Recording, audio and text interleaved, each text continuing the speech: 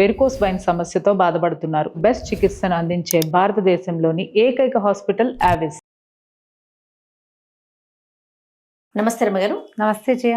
రమగారు, 12వ తారీఖున మనకి మాఘ పౌర్ణమి ఉంది. దీని యొక్క విశిష్టత. మాఘమాసమే విశిష్టమైన మాసం. అంతేగా, మాఘమాసం విశేషాలు చెప్పుకున్నాం కదా మనం. మాఘం సౌరమాసం అని చెప్తాం. నారాయణ ప్రీతి కోసమే, శ్రీ మహావిష్ణువు ప్రీతి కోసమే చేసుకుంటాం. మొదటి రోజు నుంచి చివరి దాకా ప్రతిరోజు ప్రాతకాల స్నానము, సూర్య దర్శనము, సూర్యుడికి అర్ఘ్యం ఇవ్వటం, సూర్యనారాయణమూర్తి ప్రీత్యర్థము పాలు పొంగించటము, ఇవన్నీ చేస్తాం కదా. స్నానం చాలా ముఖ్యమైనదిగా చెప్పుకుంటాం కదా. ప్రాతకాల స్నానం, సూర్యోదయానికి 1 నిమిషం ముందు స్నానం చేయటం, ఉదయించిన సూర్యబింబానికి నమస్కారం చేయటం. అయితే ఈ మాఘ పౌర్ణమి కూడా చాలా విశేషమైన రోజుగా చెప్తారు. మహామాఘి అంటారు. మామూలుగా మనకి ప్రతి పౌర్ణమి విశేషమే. పౌర్ణమి నాడు ప్రత్యేకంగా స్నానం చేయటము, అర్చన చేసుకోవటము, లక్ష్మీనారాయణులైనా అర్చించాలి, శివారాధన అయినా, సత్యనారాయణ వ్రతాలు చేసుకోవటాలు, ఇవి మనం ప్రఖ్యాతంగా వింటాం కదా.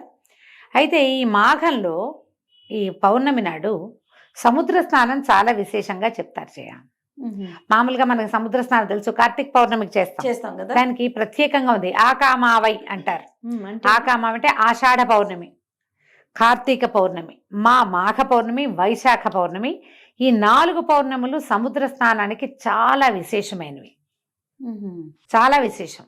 వాట్లల్లో మహామాఘి మరీ విశేషం.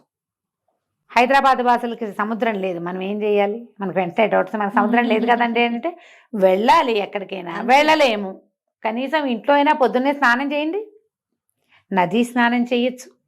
సముద్రము చాలా విశేషంగా చెప్పబడుతుంది ఇక్కడ. మామూలుగానే మనం ఒక వాక్యం చెప్పుకుంటాం, నదీనాం సాగరోగతి అని. నదులన్నీ కూడా, అన్నిటి కూడా సాగరమే వాటి గతి. పైగా ఆకాశాత్పతి తుంతోయం యథాగచ్చతి సాగరం సర్వదేవ నమస్కారో కేశవం ప్రతిగచ్చతి. ఆకాశంలోంచి పడిన ప్రతి నీటి బొట్టు సముద్రం వైపుకే ప్రయాణం చేస్తుంది. మన నమస్కారాలన్నీ కేశవుడికే చెందుతాయి. సముద్రంలో స్నానం చేస్తే కేశవుడికి నమస్కారం చేసినట్టు. ఈ సముద్రంలో ఏంటంటే అపారమైన సౌరశక్తి నిండి ఉంటుందట ఈ పౌర్ణములలో. చూడు, నీకు ఎంత సూర్యుడి వేడిమికి ఎంత నీరు ఆకాశంలోకి పోతుంటుంది, అయినా కూడా తరగదు. చిన్నది పెద్దది అవదు, ఎంత ఉందో అంతే ఉంటుంది. ఈ సముద్ర జలాలు, ఈ ఉప్పు నీటి వల్ల ఏంటంటే నెగిటివ్ ఎనర్జీస్ పోతాయి. ఓకే.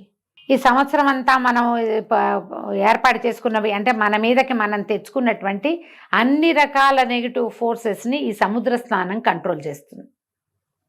నదీ స్నానాలు విశేషమైనవి. నీళ్లలో కరెంట్ ఉంటుంది, మనకు తెలుసు కదా. ఈ నదుల్లో కూడా నడుంలోతు నిలబడి నదీ స్నానం చేయాలని చెప్తారు. సముద్రంలో కూడా 40 మినిట్స్ అయినా ఉప్పు నీళ్ళల్లో కనుక స్పెండ్ చేస్తే వచ్చాక మళ్ళీ బయటకు వచ్చాక మామూలు స్నానం చేసుకుంటాము. ఇది ప్రత్యేకంగా చెప్పబడే క్రియ కాబట్టి జీవితంలో కొన్నిసార్లైనా, కొన్ని పర్వదినాల్లో అయినా, కొన్ని పౌర్ణములైనా కనీసం ఒక్క పౌర్ణమైనా సముద్ర స్నానం చేయండి. మామూలుగా అమావాస్య పౌర్ణములకి ఆటుపోట్లు పెరుగుతాయి కాబట్టి సముద్ర తీరాలకి వెళ్ళకూడదు అని నియమం.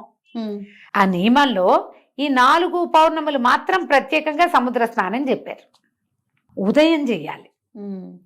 పౌర్ణమిలో రాత్రిపూట కదా ఆటుపోట్లు పెరిగేది, సాయంకాలాలు కాదు. ఉదయ స్నానాలు 4 గంటల లోపే, ఎలా కుదిరితే అట్లా. సముద్ర స్నానానికి కానీ నదీ స్నానానికి కానీ వెళ్ళేటప్పుడు ఇంటి దగ్గర స్నానం చేసి వెళ్ళాలి. పాచి మొహంతో, పాచి బట్టలతోటి నదుల్లోకి దిక్కకూడదు, సముద్రంలోకి అసలు దిక్కకూడదు. శుభ్రంగా ఉండి అప్పుడు వెళ్ళాలి. పైగా ఇవి పితృదేవతలకి తర్పణాలు విడిచే సమయం, ఇవన్నీ స్థిరంగా ఉంటాయి. ఈసారి పౌర్ణమి ఇంచుమించుగా నాకు గుర్తుండి సంక్రమణం కూడా అప్పుడే ఉన్నట్టుంది. మామూలుగా మనకి సంక్రమణాలు జరుగుతాయి కదా. మకర సంక్రమణం ఏమో మన కిందటి నెల 15వ తారీఖు వచ్చింది. ఇప్పుడు ఇంచుమించుగా ఇప్పుడు సంక్రమణం వచ్చేస్తోంది. ఇది కుంభ సంక్రమణం అంటారు. ఈ సంక్రమణము పౌర్ణమి ఒకే రోజు వచ్చినాయి. ఈసారి 12వ తారీఖు ఒకేసారి వచ్చినాయి. సంక్రమణ తిథుల్లో మామూలుగా మనకి పితృతర్పణాలు విడుచుకుంటాం కదా. ఈ మాఘంలో ఈ పౌర్ణమి నాడు మన సముద్రం దగ్గర కూడా పితృతర్పణాలు విడవచ్చు. అది కూడా మంచిదే. పిల్ల జల్ల తీసుకెళ్ళేటప్పుడు కొంచెం జాగ్రత్తగా వహించాలంతే. ఒకవేళ మనం ఏ సముద్ర స్నానానికి ఏ నది స్నానానికి వెళ్ళలేము, ఏమిటండి ఇప్పుడు మా సంగతి ఎట్లా అని అందరు అడుగుతుంటారు. ఇప్పుడు మా కుంభమేళా గురించి చెప్పుకుంటున్నాం విపరీతంగా, ట్రెండింగ్లో ఉంది కుంభమేళా, అంతే కదా. అక్కడికి వెళ్తేనే కుదురుతుంది లేకపోతే కుదరదన్న మాట లేదమ్మా. అసలు అవకాశం ఉన్న వాళ్ళు వెళ్తారు, వాళ్ళు ఏదో అత్యద్భుతమైన వాళ్ళు, వెళ్ళలేని వాళ్ళు, పనికిమాలిన వాళ్ళు అలాంటివి ఏం లేవు. మా పుణ్యం వస్తే మీకు రాదు అనకూడదు. ఇక్కడ కూడా మనకు అవకాశం ఉంది, మనం ఇక్కడ చేయొచ్చు. మనం ఎక్కడ పుష్కర స్నానం చేసినా, ఎక్కడ నదీ స్నానం చేసినా మనకి పుణ్యమే లభిస్తుంది.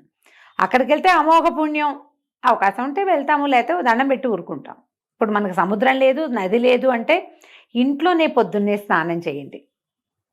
పెద్దవాళ్ళు ఎవరైనా ముందు తర్పణాలు విడిచే పద్ధతులు ఉంటే తర్పణని విడుచుకోండి.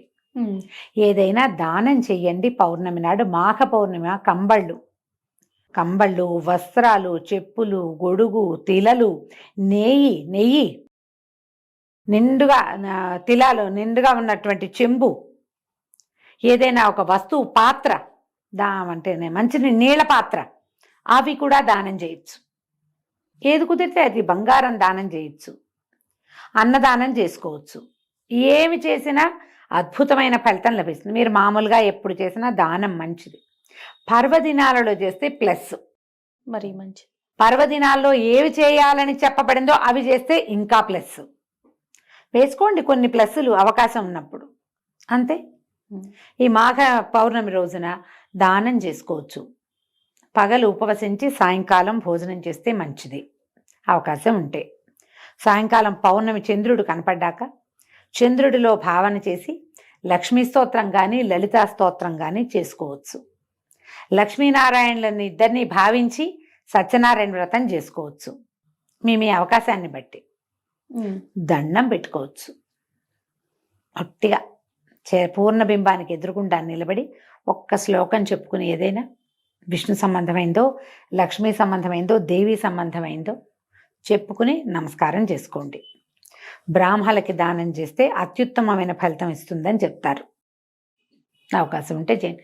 ఎవరికి అవసరమో నీడీ పీపుల్ వాళ్ళకి చేయండి, అది కూడా అత్యద్భుతమైన ఫలితాన్ని ఇస్తుంది. ఎవరికైనా ఏమైనా ఇవ్వచ్చు కదా. ఇలా పర్వదినాలలో పాత విధానం చేయబోకండి. పాతవి ఇవ్వడానికి 3 రోజులు ఉంటాయి. పర్వాలలో పాత వస్తువులు దానం చేయొద్దు. పాత బట్టలు, పాతవి ఏమైనా తీసి ఇచ్చేయటము చేయొద్దు. కొత్తవి ఇవ్వగలిగితేనే దానం చేసుకోండి. మీ అవకాశాన్ని బట్టి ఏదైనా సరే. తప్పకుండా. నమస్తే. నమస్తే జయ.